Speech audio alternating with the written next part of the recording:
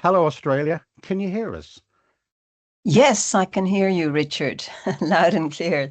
Thank you very much for that warm welcome.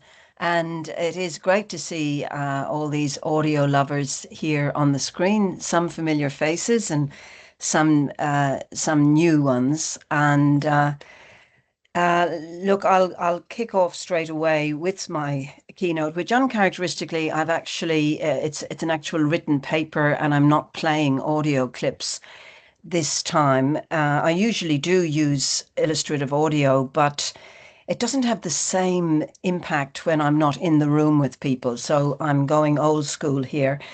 So my paper is entitled Viva, the Narrative Podcast, The Case Against Video. And I want to start with a scene from about 10 years ago. We were in Barcelona at a glitzy media summit called the Global Editors Network. Compared to academic conferences, this was high-tech and shamelessly show-offy, from the cocktails and canapes at a castle straight out of Game of Thrones, to the expo hall filled with tech types flaunting their latest gadgets and apps. Cut to a panel about to address an audience that includes editors from the New York Times, Washington Post, El País, Le Monde, Financial Times, The Guardian, as well as executives from BuzzFeed, Slate, and the like. Enter stage left, Francesco Baschieri, the CEO of a podcast marketing research company, Dana Chivvis, the producer of a certain podcast called Serial, and me, billed as editor of a new journal of audio criticism, Radio Doc Review. For an academic researching radio documentary, which is mostly what I was at the time, to say this was surreal was beyond understatement. We were used to being relegated to a small room at a media comms conference at which a mere handful of scholars might make it to your session. Now I was gazing at these high-powered media moguls who, best of all compliments, had actually put away their phones. They were there, of course, to hear about Serial.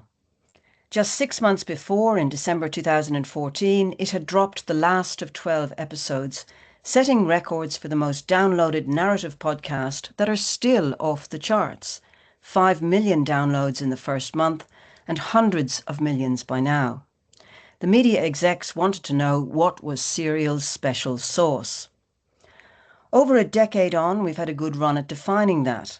It was partly the cliff-hanging suspense of a murder mystery told week by week as a live investigation. It was helped by strong production values from the experienced This American Life team, along with the lucky coincidence of launching just as Apple placed a bespoke podcast app on their phone, the iPhone.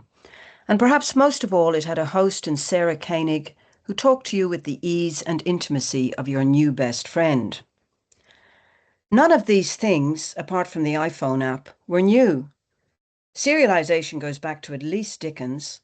Audio storytelling craft started in the 1920s and 30s, and the intimacy of radio has been celebrated since Franklin D. Roosevelt's so-called fireside chats to the American nation in the 1930s.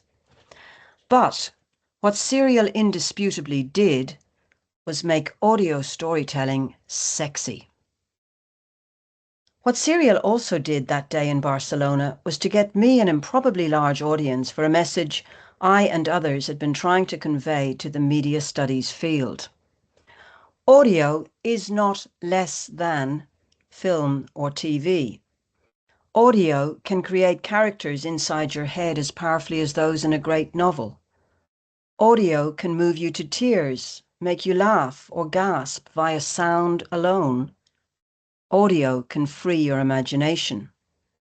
All these points had been argued with insight and originality in the 3 issues of Radio Doc Review I'd published by then.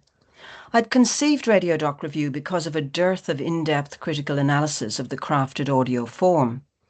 As both an audio maker as well as an academic, I wished the two sides could be in conversation. And so in a serendipitous moment, I sent out a clarion call for disparate lovers of the built audio form to come together, select pieces, and write about works that moved or inspired or challenged us. This happened at a radio studies conference in Luton, UK in 2013. The very first article was by Sean Street, first professor of radio in the UK, who wrote about the Danish poet and producer Pek Malinovsky's feature called Poetry Texas. The title is a pun on a place in that state. In parsing this gentle, luminous piece, Sean noted that we interpret feelings absorbed through sound in what he terms a partnership between memory and imagination. This phrase has stuck with me over the years as a key understanding of how, as listeners, we co-create the meaning of carefully choreographed sound. When that review was published, Alan Hall, founder of the excellent independent UK audio company Falling Tree Productions, enthused on social media that this criticism was invaluable. Alan went on to write penetrating reviews for us, including of Jens Jarish's pre-Italia winning Children of Sodom and Gomorrah, a piece that presciently explores the troubled path of young Africans seeking refuge in Europe. I met Jens at the International Feature Conference shortly after we published Alan's review, which, while saluting his masterful production, had also queried the ethics of some of his creative juxtapositions.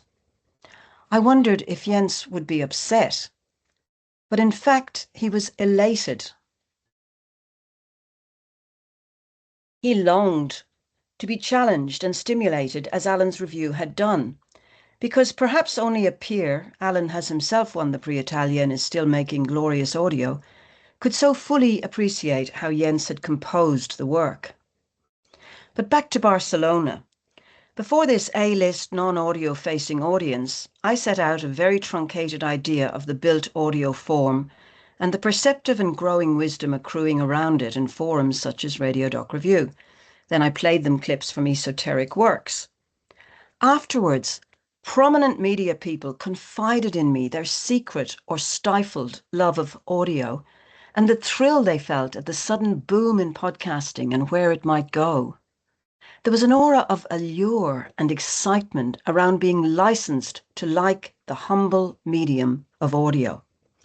The ears of these key media innovators were momentarily open, aware.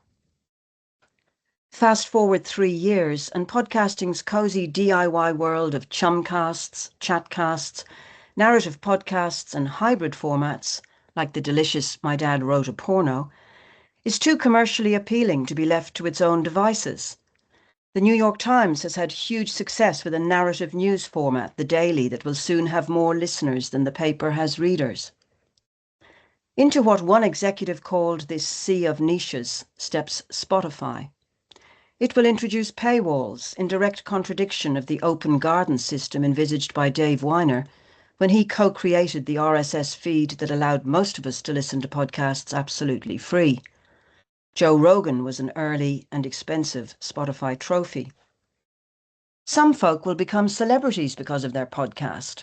Lex Friedman, for instance, goes from being a novice academic at MIT, writing about AI and EVs, to a guy with 6 million downloads of his show. That's after he attracts the imprimatur of Elon Musk, but still. Existing celebrities want their own podcast. Conan O'Brien, Mel Robbins, Michelle Obama. Celebrities interrogate other celebrities about the messiness of being human. I'm quoting here from Armchair Expert with Dax Shepard. In other words, celebrities now want to seem authentic, because authenticity is one of the characteristics listeners value about podcasting, right? And for more on this, check out articles I reference in the abstract for this talk. Celebrities aren't the only ones who've muscled in on the orphan cousin of radio that podcasting once seemed to be. A couple of years back, I started seeing industry newsletters about the pivot to video. They offered advice not on which microphone delivered the best sound or value, but on which looked the most impressive, the most podcast hosty. Analysts had started pointing out the powerful parasocial relationship between podcast hosts and their fans, and advertisers were salivating. The acme or nadir came when a social media post showed a grab of a podcaster wearing headphones and speaking animatedly into a hefty microphone to sell some message. It turned out he didn't actually have a podcast. He was just usurping the cachet of being a podcaster. YouTube soon spotted an opportunity. It made podcasts easy to upload for makers and easier for consumers to discover and to connect as fans. Plus, these shows could be more directly monetized. No wonder YouTube overtook the competition as the most popular platform for podcast users. And as a visual platform to help a show stand out, use of imagery increased. Soon, media watchers started describing the new tranche of video podcast hosts with their chat interview formats as reinvented late-night TV talk show hosts. To call podcasts even an audio medium would be selling it short, because podcast now refers to just about anything with recorded speech, said an Esquire reporter last December. The word podcast already has an archaic early internet ring to it, like referring to the World Wide Web, says a recent piece in the Times UK. What's not in question is how important podcasts, however we define them, have become. Podcasts are now well and truly mainstream. They're as much part of our culture as telly or TikTok, says the Times again. This is affirmed by audio scholar David Dowling, who wrote recently that podcasts are now a central component in global media ecosystems. Dowling whittles down the distinctive characteristics of podcast journalism to three: intimacy, reflexivity, and democracy. Intimacy, he says, refers to production and narrative strategies, listening modalities, and affective rationality, which he defines as parasocial relations and trust. On reflexivity, Dowling explains, podcast journalism often makes its own process visible, particularly when hosts disclose reporting challenges, ethical trade-offs, source verification, and uncertain evidence. And, I'm quoting again, the concept of democracy encompasses both inclusion of marginalised voices, diverse perspectives, low barriers to entry, and its counterforces. This last aspect, democracy, brings to mind two recent scholarly articles I ran across. One theorises what they call access intimacy in the context of Indian podcasts that canvass disability injustice. Audio podcasts, they argue, avoid the visual rhetorics of disability and their objectifying representations of disabled bodies. The other article proposes that blind podcasters in China are transforming constraint into creative recoding, where accessibility is authored through voice, rhythm, and resonance to co-create sonic publics as resistance and innovation. Just two further examples of how liberating audio is compared to video, a theme I've harped on about a lot. Audio happily frees us from judgment based on appearance. But let's think about narrative non-fiction podcasts specifically. To Dowling's triad of podcast journalism traits, I'd add a fourth for this genre: aesthetics.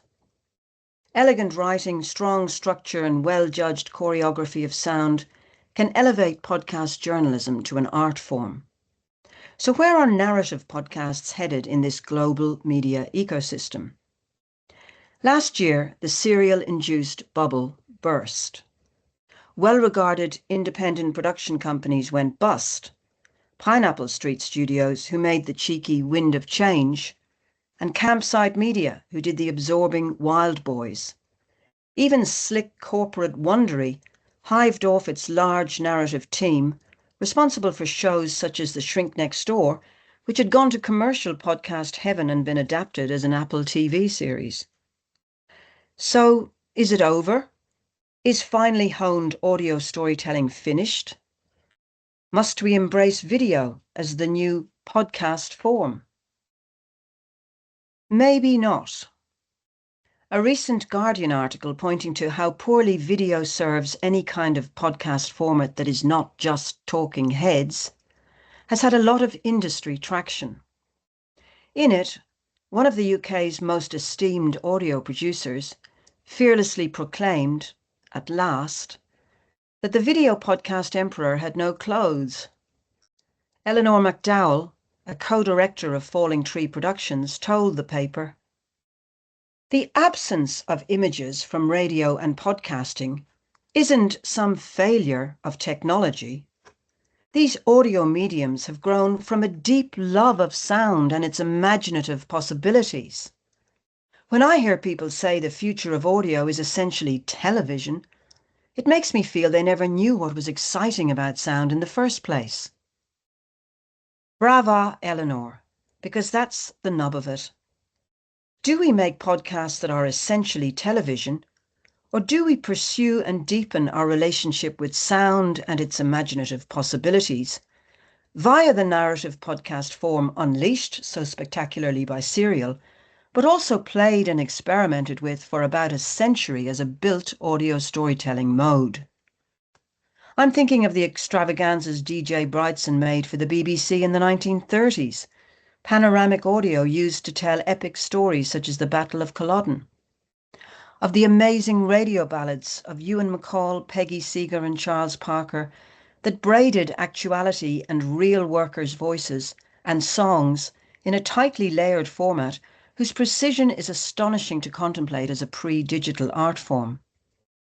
In the US, I'm thinking of Norman Corwin and Studs Terkel's Born to Live, and David Isay's The Sunshine Hotel and Ghetto Life 101, and later experiments like Nick van der Kolk, the understated genius of Jonathan Goldstein's Heavyweight, Madeleine Brand's In the Dark, and Brian Reed and Julie Snyder's S-Town.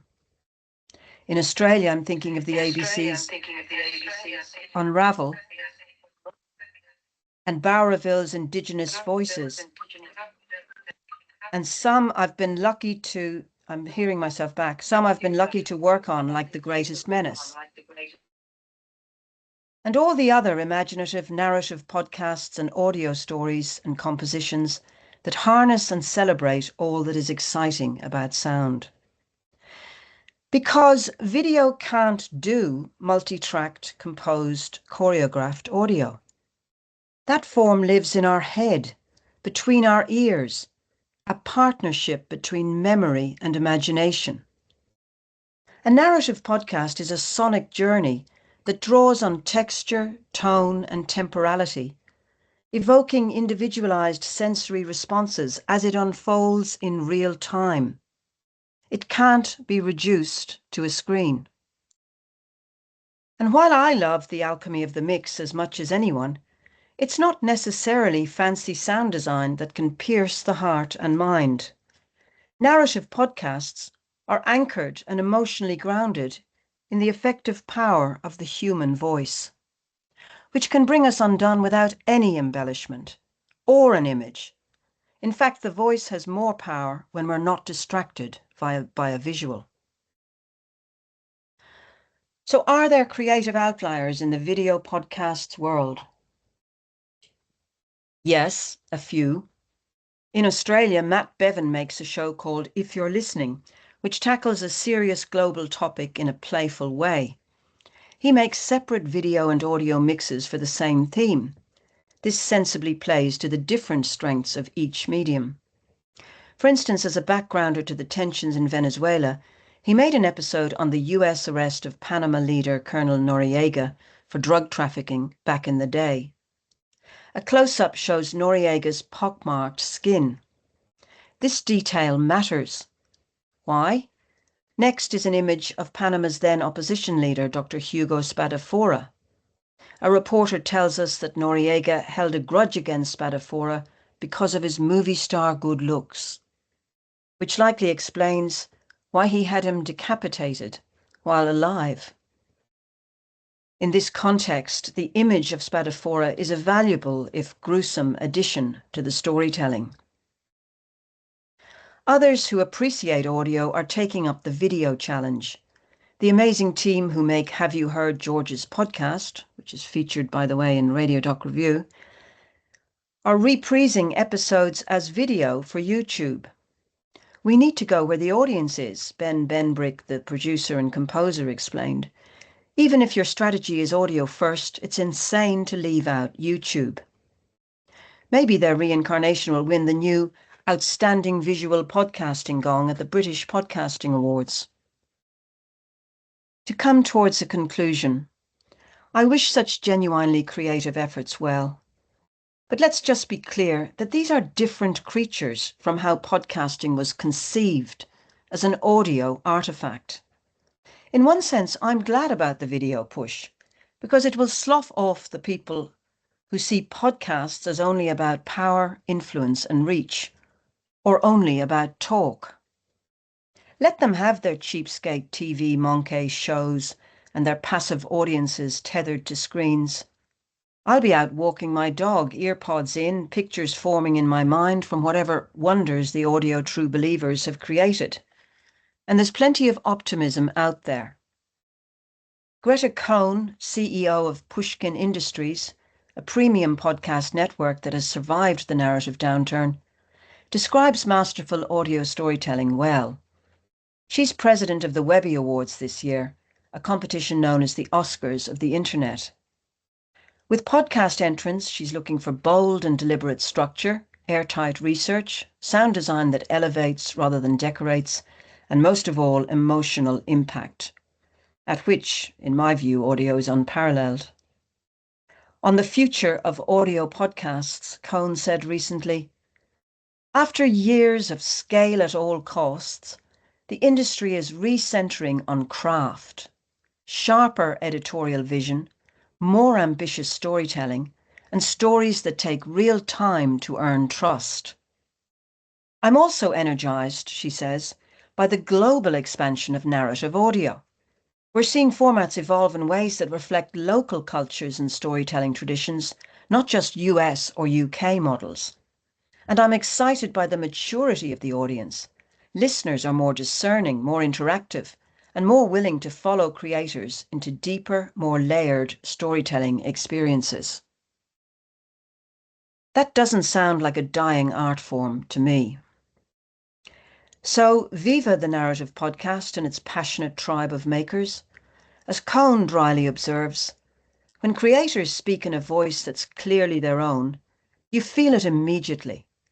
Authentic work has stakes for the people making it. Trend chasing rarely does. Talking head video restricts our capacity to connect, keeps us separated by a screen. Whereas, as the great soundscape scholar Raymond Murray Schafer tells us, sound is touch at a distance. Jad Abumrad, who creatively illustrates Schafer's theories in his own legendary podcasts, such as Radiolab, Dolly Parton's America, and Fela Kuti, Fear No Man, puts it simply and poetically. Crafted audio is where the story, by which he means the voice, human voice, and the sound are actually holding hands. So, I rest my case. May there always be space between our ears for evocative audio storytelling and the imaginative possibilities of sound. Thank you. Thank you, Siobhan. I think that's a wonderful kind of place to kind of tie up this idea of sound and touch and the way in which it kind of affects us. I've got a couple of questions and I'll open it up. So please do stick your hand up if you've got a question for Siobhan. And I'll just do that. And then hopefully we can see people on the screen. So thank you for a wonderful presentation. I was reminded while you were talking of that advert. I can't remember whether it's American or Canadian, from the 1950s, Stan Freberg, who talks about sound. Why should people advertise on the radio? And then they recreate this sound of this kind of huge maraschino cherry rolling into Lake Michigan. And they say, well, you know, doesn't television fire the imagination? And the line is, well, yeah, up to about 25 inches. And I'm kind of struck that there's a link there between that and what you were talking about, this sense of kind of audio being this kind of thing that fires our imagination. And in that might be the kind of, if you like, the secret source of kind of why narrative podcasting might endure through this kind of period of video. I just wonder what you think about that. Well, I think that's absolutely key to it. That in the same way that, we most of us value literary fiction and reading a novel and letting the characters inhabit our minds in our mind's eye. I think there is a resistance to being given a prescribed image, which actually restricts what you can then where you can go with the work. I mean, I've been thinking about, for instance, podcasts like Serial, and I never knew what Adnan Syed, the guy who was in prison for the so-called murder of his ex-girlfriend, I didn't know what he looked like for about 3 years after that podcast came out, and I didn't care, like it didn't matter to me. And actually, when I saw him, I felt disappointed. I felt chagrined that I now was stuck with this one image of him, and it kind of retrofitted some of what he said. Whereas before that, I had a much more fluid imagining of him, and I think I was more able to empathize because of that. And I'm finding the same again. I've been listening to an excellent BBC World Service podcast on the Cuban Missile Crisis called The Bomb, season 3. And it focuses, I mean, there are two interesting things about it. The two hosts are descendants of the main protagonist. So the great granddaughter of Khrushchev and the son of Robert Kennedy, Senator Robert Kennedy, are hosting it, which of course is fabulously interesting, their interaction. But really what the podcast does, apart from the inherent drama of possibly the most ever historically tense moment in world history, which they're working with, what they really do is build the humanity of Kennedy and Khrushchev. And they do that through the human voice, through letting us hear those powerful speeches, in particular that Kennedy made, and denying us the reductive process of putting up a photo. I'm sure Khrushchev looks like another bold, stocky Russian guy, I'm sure he's not that prepossessing to look at, but I don't care what he looks like. What I know now is that after listening to 10 episodes of that podcast, I have warmed to him in a way that I never dreamed I would. And I'm just sort of, I was crying at the end of this podcast, partly because it ends with a speech by Kennedy in June 63, where we know as listeners he's going to be killed 5 months later. But the beautiful moment that they latch onto to deepen their focus on the humanity, which is already prominent through the voice, was that Khrushchev loved that speech so much. It was a clarion call for world peace made at the American University in Boston, that he translated it and printed it in full in Pravda. And that is just remarkable. And I think I would not have sat and watched a documentary on the television about this, because they would have lost me somewhere in the factual details. But I think that is definitely audio's great strength: imagination, emotion, empathy, and connection, as many of the people on this screen know and have written about. We know what audio can do. What amazes me is that the other people out there, the non-audio files, it amazes me that it takes, that they have to be persuaded of this. I mean, when you do talk to them, that's why I was so taken with these executives, because they were so sophisticated and they were thrilled to be able to throw off the shackles of sophistication and bells and whistles and actually say, yes, I love audio. But they were almost afraid to look naive by admitting that back then in 2015. Sorry, I'm rambling a bit. That's marvelous. I'm mindful of the time.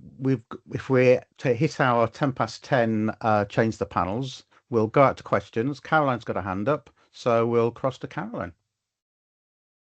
Hi, thanks for such a fantastic paper. So many wonderful references and to radio and sound, as well as podcasting. I wonder what, in terms of video podcasting, I completely agree with you and Ellie McDowell.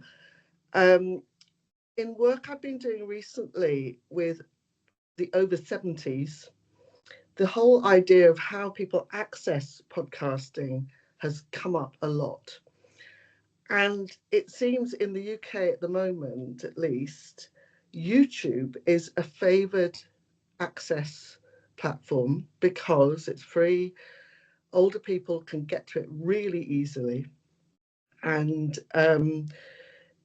it seems to work for people who are not completely in love with their smartphones.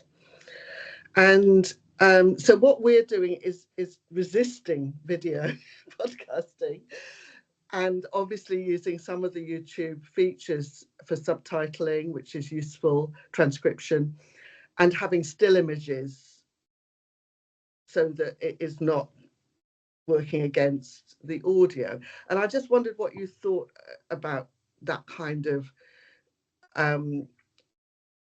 YouTube as a platform and its dominance, and there's a reality of people's lives in accessing podcasts. Yeah, look, there's no getting away from the fact that subtitling has its uses for people who are also hard of hearing. I mean, they might want to listen, but they are hard of hearing. There are language people who for whom, they're listening in a language that isn't their first. That will be helpful. And I don't see that as, pernicious at all. I think the idea that you have a podcast sort of on in the background and you're glancing at it for occasional verification of a word or looking at the subtitles, I think that probably is helpful for some people. I mean, I personally value enormously the portability of audio because and I use it mostly when I'm either walking or driving, like most people, or doing chores around the house. So portability is mostly important.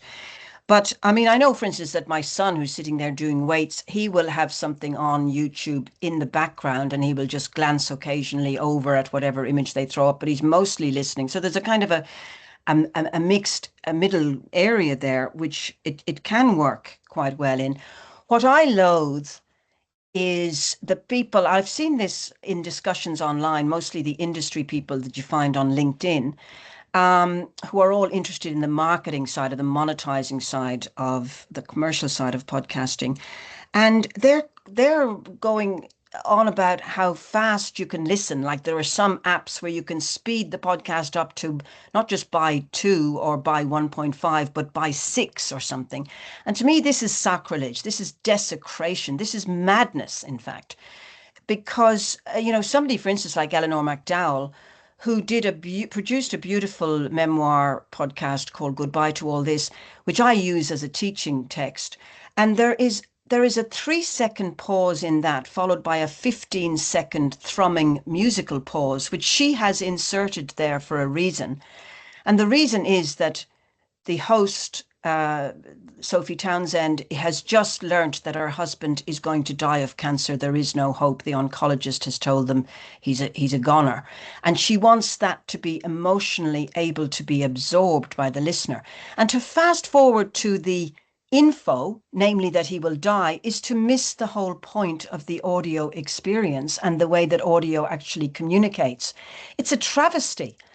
And what really disturbs me is that I understand people needing to absorb information through certain podcasts and using it as a quasi-educational tool.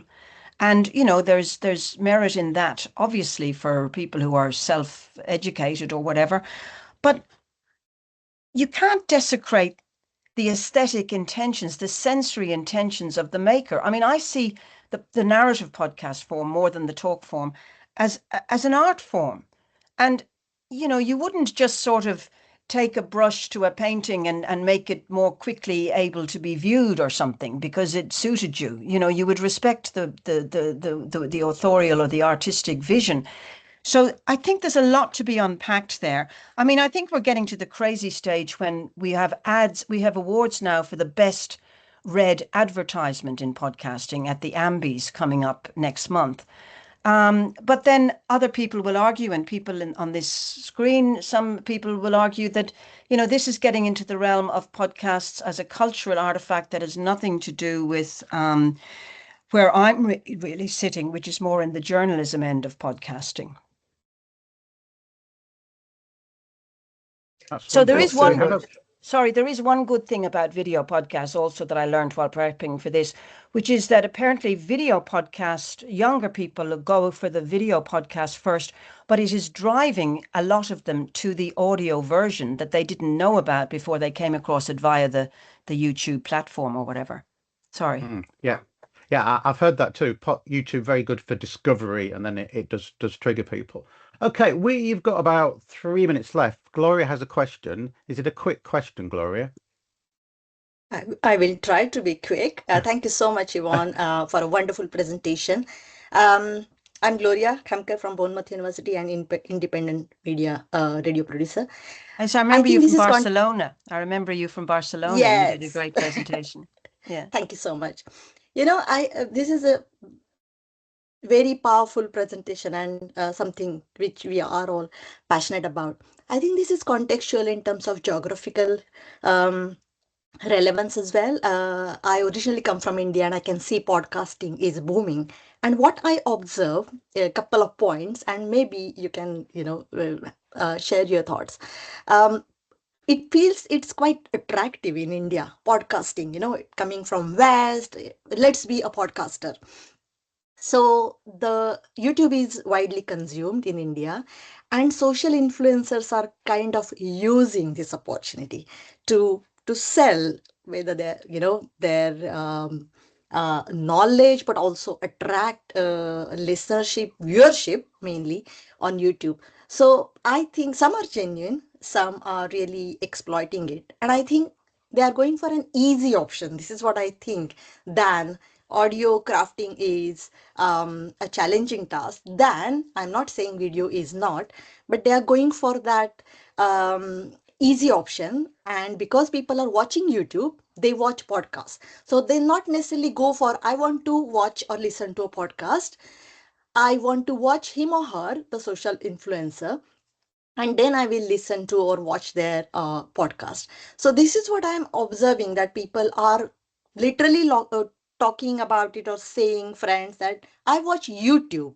I don't watch podcast, but the social influencers are promoting it as a podcast. And then people feel, oh yeah, I watch podcast as well. I follow this podcast. So there is this kind of following, imitating, this Western trend, and then social media influencers exploiting it for their own benefit. This is what my observation is, and would like to hear your thoughts. Thank you.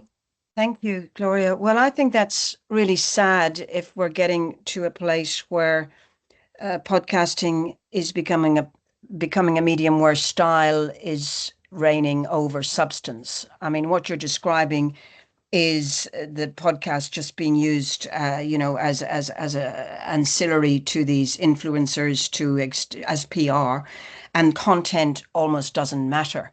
And I'm at the other extreme from that. I mean, I think, the old days of the chatcast, when ordinary people could have a podcast and give voice to small groups, niche groups. I mean, it might have been, there was one called Whiskey and Cats, and it was women who just liked whiskey and cats. And I mean, I thought that was always very funny. And it was great. It was great fun.